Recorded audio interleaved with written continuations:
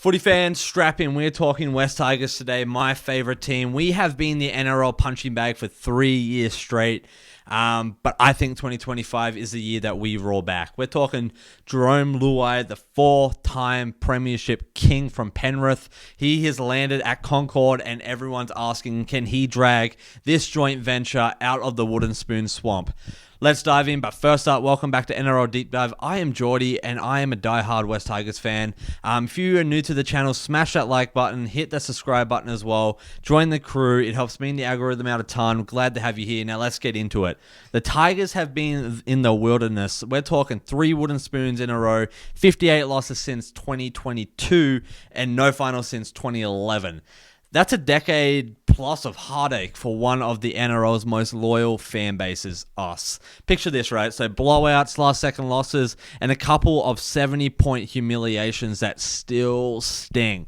It's been brutal, and I'm over it. But 2025 has me wondering, I think there's going to be some buzz around Concord, and it's not just the preseason humidity. It's going to be Benji Marshall in his second year as a coach, and he's pulled off a recruitment coup that's got everyone talking, and my heart is full right now. We're talking Jarome Luai, a premiership royalty stepping into a team that has been the polar opposite of Penrith's dynasty, to be honest. 3 wooden spoon versus 4 premierships. It's chalk and it is cheese. Luai's not just here for a paycheck, guys. He is co-captain with Appy, and he's on a mission to rewrite the Tigers story, in my opinion. So let's unpack this bloke. All right, so from what I've gathered, Luai, his character, love him or hate him, he's got flair for days. We're talking 4 grand final rings, origin caps, and then that Samoa Cup win where he showed us he could steer a team. At Penrith, he was the spark next to Nathan Cleary's ice cool control, but here he is the man.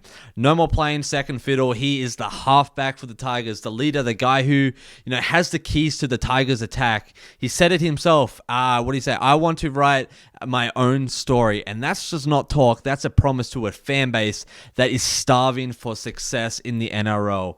He has got 25 tries in 131 NRL games. That is a highlight reel, and then to talk about the highlight reel, sidesteps and no-look passes, and just a knack for big moments. We're talking about the next Benji Marshall here, but it's not just his footy that's got Tigers fans excited. It's his whole vibe, to be honest, man.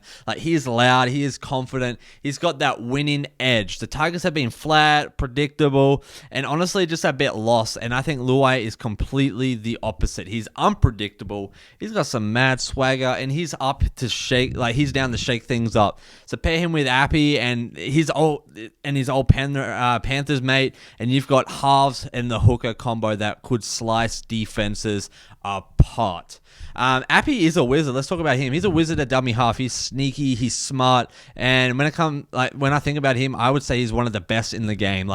Those two just have telepathy, and from their Penrith days, and if they can just reignite that at the Tigers, man, I would watch out the NRL. Honestly, the fans, we're a special breed. We are passionate, we are vocal, and we've been battered by for years of disappointment. And Luai's arrival has split us down the middle. I kind of see him as a savior, if I'm being honest, guys. The guy is going to end up in the finals drought. And then I've heard people say he reckons he's an overhyped guy and he's just feeding off of Cleary, and Cleary was feeding him the ball. But I don't know. Social media is a war zone right now. I'm trying to stay out of it and just get down to nitty-gritty of footy. So I hope we aren't just the same old Tigers with him here. But one thing's for sure, every eye is on Luai.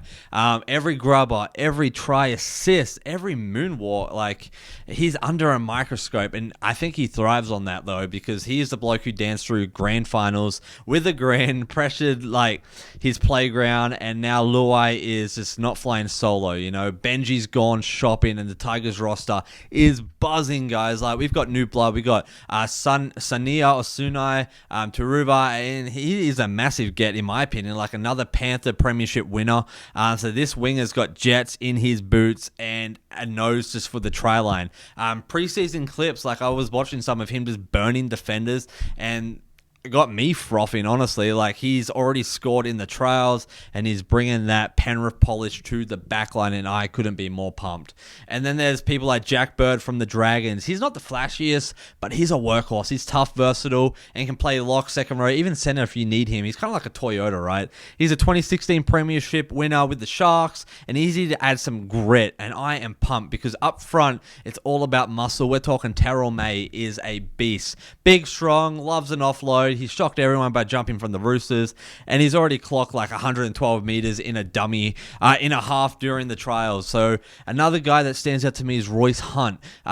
This one is going to be a big bopper, like a grinder who would churn through tackles all day. Like, the Tigers have been soft in the middle for years, and like, think Stefano, hot and cold vibes before he bolted to Melbourne. Like, May and Hunt are here to fix that and give Luai just the back room to just dance and do his thing, because don't sleep on these young guys. I really do think this is the future of the West Tigers. Lachlan Galvin's a freak.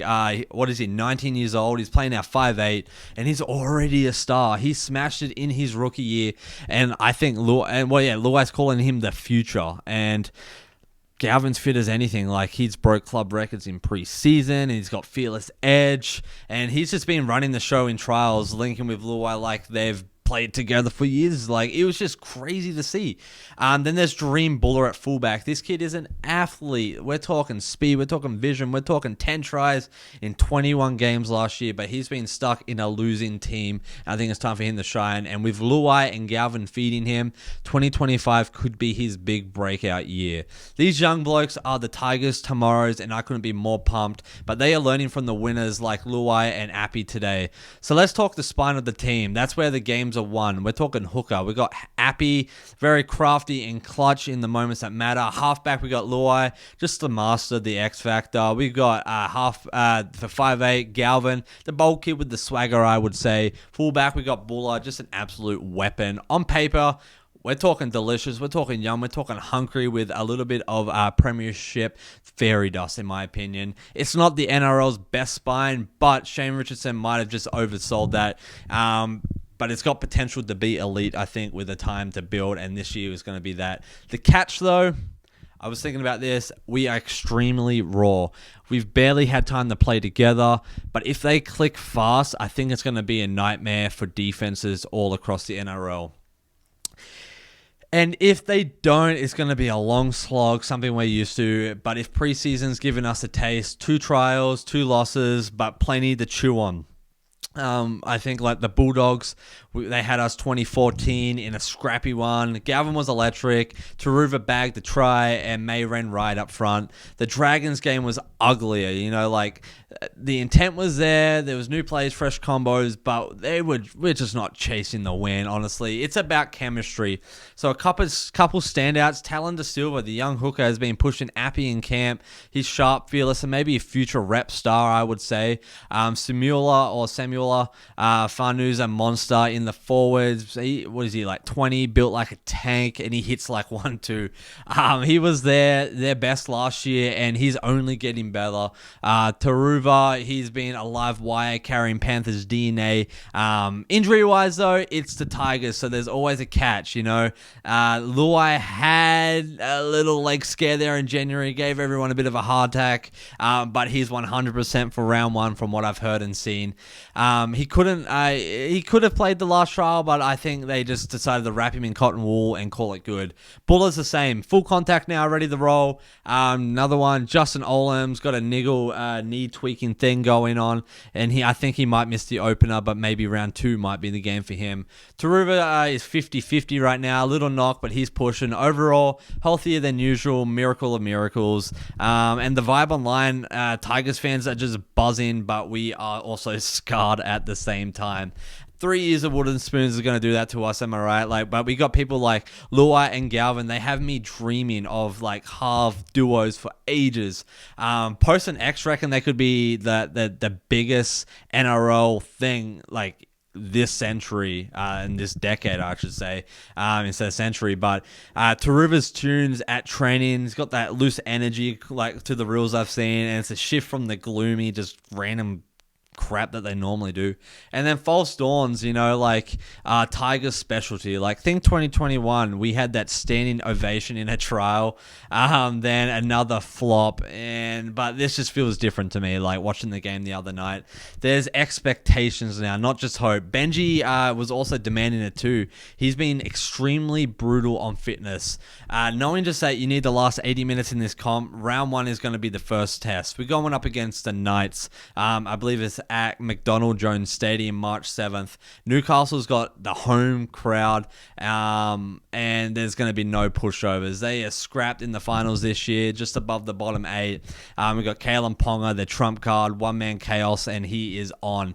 Then we got that brother duo, whatever you call it, Saifidi twins or brothers or whatever, and their pack will, I think, try and bash us Tigers into the turf. The Tigers' edge, though, is that spine. It's Luai, it's Galvin. They're going to be the ones pulling the strings. We also got people like Appy, Pouncey, and Bula and Turuva finishing forwards. We're talking May, we're talking Hunt, we're talking Fanu. Like, they need to stand tall no matter what comes their way. If they hold the middle, Luai's got the keys to just unblock Newcastle's edge. And with what's been shaky, the Knights' plan, Ponga, he's going to target the wings. And I think he'll definitely fail because he's been historically soft. And then, they're going to roll out early. They're going to try and feast. But, I just think it's going to be an epic game, and I really do think we're going to shine. Let me know in the comments what you guys think of the round one squad. And, I'm pumped to get into the season with you guys. And as always, take it easy.